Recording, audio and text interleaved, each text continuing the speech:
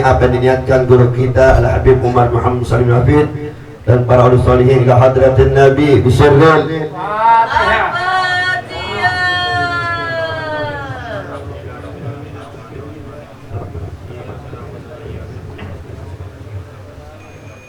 Alhamdulillah wassalatu wassalamu ala Rasulillah Sayyidina Muhammad bin Abdullah wa ala alihi wa sahbihi wa man walah la hawla wa la quwwata illa billahil aliyyil azim Allahumma salli salatan kamilatan wa sallim salaman tamman ala Sayyidina Muhammad alladhi tanhallu bihil uqad wa tanfiru bihil qurab wa tudda bihil hawaid wa tunalu bihil ragaib wa husnul khawatim wa yataskal gamamu biwajhil karim wa ala alihi wa sahbihi ajma'ina amma ba'd. Hadirin hadirat jamaah Darul Mustafa yang dimuliakan oleh Allah. Pertama-tama yang saya hormati dan saya muliakan Al-Habib Bustan Al-Kaf dan Al-Habib Saleh bin Yahya Al-Hamid. Semoga para orang tua kita, para sahabat kita selalu diberkahi hidupnya oleh Allah. Dan insya Allah pula orang tua kita Habib Ahmad bin Abdullah bin Syawbakar dan Syarifah Hadijah binti Umar Al-Jufri wa Zainab binti Umar Al-Jufri selalu diberikan kesehatan oleh Allah, dijauhkan penyakit oleh Allah, dan diselamatkan dunia akhiratnya oleh Allah, dan dijalankan dan selamat jalannya pulang balik ke tempat ini. Amin ya rabbal alamin. Dan saya hormati khusus Habib Saleh bin Yahya Al-Hamid, semoga beliau dakwanya diluaskan oleh Allah, diberkahi hidupnya oleh Allah, dipanjangkan umurnya oleh Allah, dan dicintai oleh baginda Muhammad SAW. Amin ya rabbal alamin. Bulan ini adalah bulan yang sangat istimewa bagi kita, bulan yang mana bulan-bulan yang diciptakan oleh Allah ada 12 bulan, namun di dalamnya ada 4 bulan yang termewah, yang istimewa, yang paling mulia: Zulhijjah, Zulqa'dah, Rajab, dan Muharram. Sudah sampai kita di bulan Muharram, yang mana bulan Muharram ini dulunya bukan Muharram, tapi yang dikatakan adalah Safar, bulan Safar. Ketika di zaman jahiliyah sebelum diutusnya Nabi Muhammad SAW, ini dikatakan bulan Safar. Begitu datang Islam, maka diganti bulan Muharram. Hijrahnya Nabi Muhammad SAW dari kota Makkah ke Madinah adalah bulan Hijriah. Itu bulan diberi kasih kalender oleh Sayyidina Utsman, sehingga dikatakan bulan Hijriah. Kenapa? Karena diambil daripada hijrahnya Nabi dari kota Makkah ke Madinah. Lalu kemudian diganti dengan Muharram. Diganti dengan Muharram. Muharram ini banyak sekali terjadi. Di bulan Muharram ini banyak sesuatu daripada keutamaan dalam Islam. Peristiwa besar terjadi kepada siapa? Nabi Adam alaihissalam. Nabi Adam diampuni oleh Allah ketika dia berbuat dosa di surga, dikeluarkan oleh Allah dari surga, kemudian dia bertobat kepada Allah. Itu terjadi di bulan Muharram. Itu Nabi Adam alaihissalam. Apa doanya Nabi Adam? Rabbana zalamna anfusana wa illam taghfir lana wa tarhamna lakunanna minal. Itu doanya Nabi Adam. Itu pun tawassul kepada siapa? Kepada baginda Rasulullah. karena dia bertawassul kepada Nabi atas nama Nabi, ya Allah faghfir lana, ampuni aku, baru Allah ampuni dosanya. Itu terjadi bulan Muharram. Terus Nabi siapa lagi? Nabi Idris alaihissalam diangkat oleh Allah ke langit. Itu terjadi di bulan Muharram. Nabi Nuh diselamatkan oleh Allah, dikeluarkan daripada perahunya sesudah bumi ditenggelamkan oleh Allah selama 6 bulan lamanya. Sampai anaknya diperintahkan oleh Nabi Nuh, ya anakku, naiklah ke safinaku, itlah. Tapi anaknya sombong, saya akan berenang ke gunung dan aku akan selamatkan dirimu. Kau akan tidak mampu untuk menyelamatkan dirimu, naik ke perahu ini, kau akan selamat. Maka tidak mau ikut dengan orang tuanya, maka celakalah anak tersebut. Itu terjadi pada Nabi Nuh. Terjadi juga kepada Nabi Ibrahim alaihissalam, diselamatkan oleh Allah daripada api Namrud, kerajaan Namrud. Terjadi pada bulan Muharram. Begitu juga kepada Nabi Yusuf dibebaskan dari penjara. Itu terjadi di bulan Muharram. Luar biasa. Muharram ini banyak. Semua para nabi kena. Semua beberapa para nabi kena. Nabi Yusuf, Nabi penglihatan Nabi Yakub yang kabur disembuhkan oleh Allah penyakitnya. Sampai di seluruh dari tubuhnya penyakitnya. Subhanallah. Allah sembuhkan. Nabi Ayub dipulihkan oleh Allah dari penyakit kulit yang dideritanya. Nabi Yunus selamat keluar dari perut ikan selama 40 hari 40 malam. Dari ikan paus. Ditelan sama ikan paus. Kemudian selama 40 hari 40 malam dia di dalam perut ikan paus dikeluarkan. Subhanallah. Apa bacanya? Mau tahu? La ilaha illa anta subhanaka inni kuntu minat. Jadi kalau dimakan kok ikan paus baca kok ini. Mana sempat kira-kira baca? Sempat kira-kira baca? Ini Nabi Yunus dimakan sama ikan paus, baca la ilaha illa anta subhanaka inni kuntu. Itu dibaca. Kemana saja? Apa saja yang terlimpah pada kita baca itu. Atau bismillahirrahmanirrahim la yadurru syai'un fil ardi wala fis sama wa huwa samiul. Nah, itu ada di ratib hadat itu.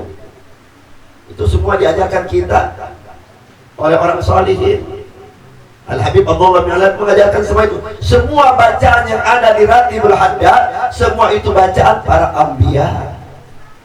Diambil satu demi satu. Betul? Itu terjadi di bulan Muharram. Laut Merah setelah terbelah dua, zamannya Nabi Musa dikejar sama Fir'aun. Laut Merah dibelah oleh Nabi Musa dengan tongkatnya, terbelah menjadi dua, selamat. Nah, itu terjadi di bulan Muharram. Harus tahu. Keselamatan Nabi Daud diampuni oleh Allah Subhanahu wa taala. Kesalahan Nabi Daud diampuni oleh Allah. Terjadi bulan apa? Muharram. Apa doanya? Allahumma inni as'aluka hubbuka wa hubbu min ma yuhibbuk wal amalu alladhi yuballighuni hubbuk. Allahumma ij'al hubbuka hubbu ilayya min nafsi wa ahli wa min al-ma'il barid. Min al-ba'il barid. Itu doanya. Sehingga Allah mengampuni dosa-dosa. Nabi Sulaiman dikaruniai dengan kerajaan, rumah kerajaan istana. Terjadi di bulan Muharram. Hari pertama Allah ciptakan langit itu terjadi di bulan Muharram. Langit diciptakan ini terjadi di bulan Muharram. Hujan diturunkan pertama kali di bulan Muharram.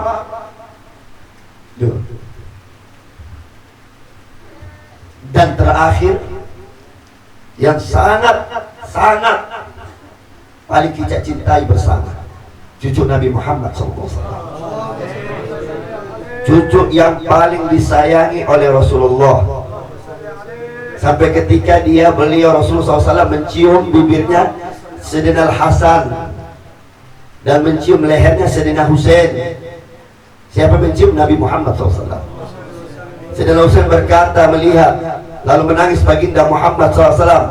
Sayyidina Husain berkata kepada ibunya Aminah, ibunya Fatimah, ya ummi, wahai ibuku Fatimah Zahra, mengapa kakekku Nabi Muhammad mencium bibirnya Sayyidina Hasan dan mencium leherku? Ada apa gerangan ya ummi, wahai ibuku? Maka Fatimah Zahra berkata kepada ayahnya Rasul sallallahu alaihi wasallam, Muhammad bin Abdullah, ya habibi, ya abi, wahai ayahku, wahai Rasulullah, mengapa kau cium bibirnya Sayyidina Hasan dan mencium lehernya Sayyidina Husain? Kata Sayyidina Husain berkata kepadaku, ada apa? Sambil menetes air mata baginda Rasulullah, aku mencium bibirnya Sayyidina Hasan dan akan nanti pada zamannya Hasan akan dibunuh sampai keluar usus-ususnya dari mulutnya. Dan aku cium bibir daripada lehernya Sayyidina Husain, nanti ketika zamannya Sayyidina Husain akan terbunuh, terpotong lehernya Sayyidina Husain dari jasadnya. Nabi sudah tahu, Nabi sudah mengetahui bahwa Hasan dan Husain akan terbunuh. Bahkan Imam Ali pun dibunuh oleh Murji'ah. Tepas di belakangnya orang pengkhianat dalam Islam, pembenci keluarga Nabi Muhammad SAW. Kapan terjadi terbunuhnya Sayyidina Husain? Di tanggal 10 Muharram, Nabi Sayyidina Husain alaihissalam itu berpuasa di bulan Muharram. 10 Muharram dia berpuasa, diundang oleh orang Kufah, disambut agar Sayyidina Husain datang dan serta keluarganya semua dibuat dengan niat untuk membunuh 73, ada yang mengatakan 72 keluarga Nabi diutus untuk berangkat ke Kufah. Dari Mekah ke Madinah sampai keluar dari Madinah, dia berkemah di suatu tempat, yang mana tempat itu ada telaga untuk istirahat dengan kekuatan keluarga Nabi Muhammad SAW. Pecinta dari Sayyidina Husain ikut serta untuk melayani apapun keadaan apapun terhadap Sayyidina Husain. Aku tetap bersama kekasihku Sayyidina Husain karena dia adalah cucu baginda Muhammad SAW. Hari demi hari, waktu demi waktu, di tengah malam beliau bangun sujud tahajud, salat, membaca Al-Quran sambil meneteskan air mata Sayyidina Husain. Kemudian di pagi hari, salah satu daripada sahabat Sayyidina Husain berkata, ya Husain, jangan kau berangkat ke Kufah. Sesungguhnya mereka adalah orang-orang pengkhianat, orang-orang yang tidak jujur. Mereka akan menyakitimu, mereka akan membunuhmu. Mereka tidak pernah mengundangmu, karena orang Kufah itu politiknya sangatlah busuk untuk keluarga Nabi supaya tidak ada di dalamnya, karena ingin memegang daripada jabatan. Itu jabatan nih, itu jabatan. Orang gara-gara jabatan jadi begini, setannya banyak. Kesenangan jabatan begitu, tidak mikir bagaimana nanti bertanggung jawab. Keluarga Nabi tidak mencintai dunia, tidak mencintai jabatan, tidak mencintai pangkat, tidak mencintai segala-galanya. Ambil itu. Tapi ada undangan itu yang ingin dia datangi. Dan Sayyidina Husain tidak gentar sedikit pun, karena sifatnya seperti Imam Ali karramallahu wajhah. Kekuatan Sayyidina Husain sama dengan kekuatannya Imam Ali. Ceritanya Imam Ali kalau mengangkat pintu 70 sahabat tidak bisa mengangkat pintu yang besar itu, tapi satu tangannya Sayyidina Ali dengan tangan kirinya dapat membobol pintu yang besar itu. Sama kekuatan Sayyidina Husain. Kemudian berapa sahabat memberitahu, minta tolong engkau jangan berangkat, batalkan rencana ini, kita kembali saja ke Mekah. Wahai sahabat-sahabatku, kata Sayyidina Husain, kalau kalian ingin pulang, saya ridho, pulanglah. Karena yang berurusan ini saya dengan dia, dengan Al-Kufah. Kemudian berangkatlah 10 atau 20 sahabatnya Sayyidina Husain ikut serta. Tidak jadi pulang karena cinta dengan Sayyidina Husain. Berangkat. Begitu sampai di antara mereka orang-orang munafikin berkata, bawalah keluarga Sayyidina Husain ke tempat yang mana tempat itu tidak ada telaga sedikitpun, tidak ada air sedikit, biar dia kekeringan. Sudah dipikirkan oleh orang munafik. Begitu sampai di tempat itu, tidak ada tempat, tidak ada telaga, tidak ada air. Berkemah, sedangkan di depannya sudah ada pasukan orang-orang yang tidak bertakwa, yang tidak mencintai Islam dan tidak mencintai keluarga Nabi Muhammad. 5.000 melawan 73 atau 72. 5.000 melawan 70. Bisa menang gak? Kira-kira bisa menang gak? 5.000 lawan 70. Ya mustahil mau menang. Tapi tidak gentar. Syibtun Nabi Al-Husain bin Ali binti Fatimah binti Rasul sallallahu alaihi wasallam. Tidak gentar sedikit pun, gegah. 10 kuda siap siaga berhadapan dengan orang-orang yang tidak beriman. Salah satu barisan yang mereka dari orang munafikin ada melihat dari jubah Nabi Muhammad. Sayyidina Husain memakai jubah Nabi Muhammad, memakai imamah Nabi Muhammad, memakai kuda putihnya Nabi Muhammad SAW. Berkata salah satu di antara mereka, aku pernah melihat jubah ini yang dipakaikan Rasulullah kepada Imam Husain. Aku pernah melihat kuda ini dinaiki oleh Sayyidina Husain bersama Nabi Muhammad. Demi Allah, aku tidak akan berpaling kecuali mencintai keluarga Nabi Muhammad. Aku paling kepada barisan Sayyidina Husain radhiyallahu anhu. Di antara mereka ada beberapa orang pindah ke Sayyidina Husain, ingin melindungi Sayyidina Husain karena melihat jubahnya Nabi Muhammad SAW. Mulailah peperangan dimulai. Salah satu dari anak Sayyidina Husain bernama Ali. Apa kata Ali? Ya Abah Husain, wahai ayahku Husain, izinkan aku yang pertama kali memerangi mereka. Ya Husain, ya Ali, siapkah engkau? Siap ya Abah. Silakan. Maka kuda ketika melangkahkan dirinya, ketika ayunan pedang memerangi daripada orang-orang munafikin, satuan sebelum dia perang, apa kata beliau? Ana Aliun bin Husain bin Ali, nahnu wa baitullahi awal bin Nabi, la yahkum fina ibnu da'i satarana yawman satara an abi. Tuh, syairnya Sayyidina Ali bin Husain. Aku adalah Ali bin Husain bin Ali radhiyallahu anhu, Ali bin Abi Thalib. Kami dan Baitullah yang paling berhak atas Nabi. Kalian akan dapat lihat pada hari ini perlindunganku terhadap ayahnya. Dengan tegasnya, yakinnya, subhanallah, berapa dia bunuh, termasuk dia mati syahid. Kemudian ada salah satu di antara mereka mencincang-cincang badannya daripada anaknya Sayyidina Husain. Sayyidina Husain melihat langsung bergerak. Sayyidina Husain dibebaskan semua orang-orang yang menyakiti anaknya, kemudian dipeluk anaknya dengan tangisan yang sangat sedih oleh Sayyidina Husain. Satu demi satu gugur. Ali Akbar, Ali Asgar, Abdullah, semua daripada anak Husain gugur di Karbala, termasuk para sahabat-sahabat dengan Sayyidina Husain. Tapi Sayyidina Husain terus bergerak berperang, kekuatannya seperti kekuatan Imam Ali karramallahu wajhah. Ayunan demi ayunan mereka banyak terbunuh daripada orang munafikin dan keluarga Nabi Muhammad SAW.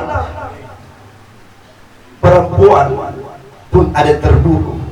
Di dalam kemah ada Sakinah, ada Zainab dan Ali Zainal Abidin dan Sukainah. Anak bayi yang kehausan, kepingin minum, saking hausnya, susu ibunya tidak ada, sudah habis. Kehausan ini anak bayi. Lalu Imam Husain berkata, minta tolong di antara kalian berikan aku minuman untuk anakku ini, ponakanku ini.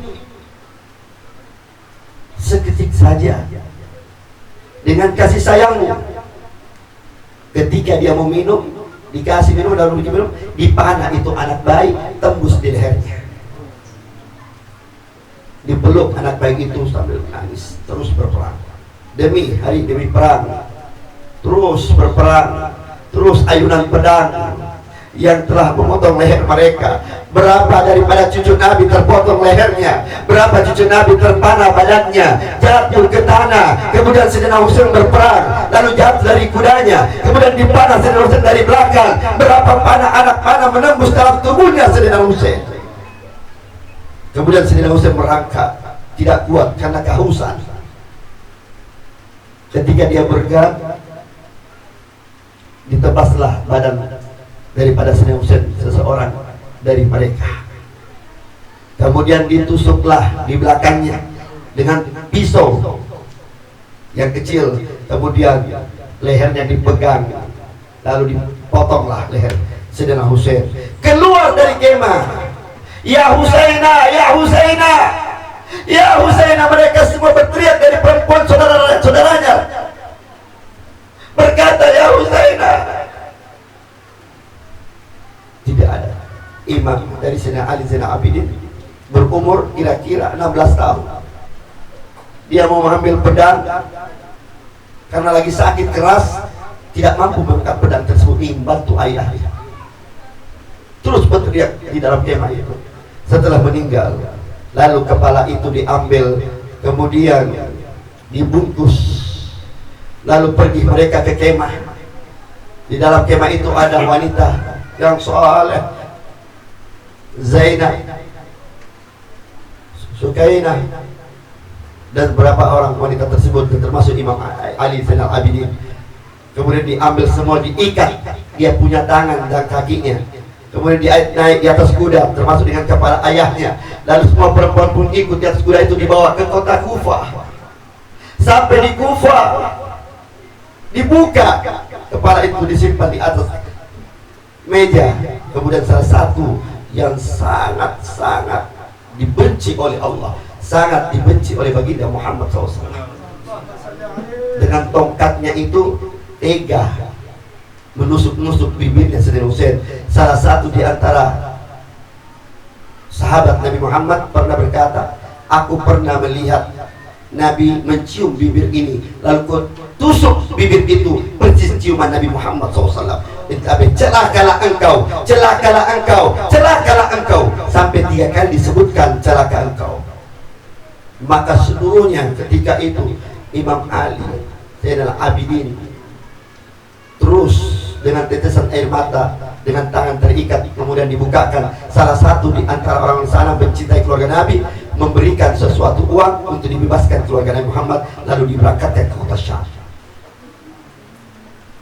Apakah ada balasan dendaman kepada Imam Ali Zainal Abidin kepada orang-orang Kufah ketika mereka membunuh ayahnya, membunuh keluarganya? Sedikit pun tidak ada rasa dendamnya. Maka mereka mengatakan,